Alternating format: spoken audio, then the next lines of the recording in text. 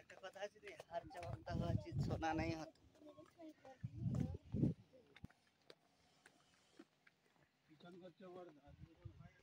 আমরা ভৈরবপাড়া পূজা দিতে আসছি নতুন সালে। আমাদের 3 জনা আসছি আমরা। আমার পার্টি আছে আমাদের।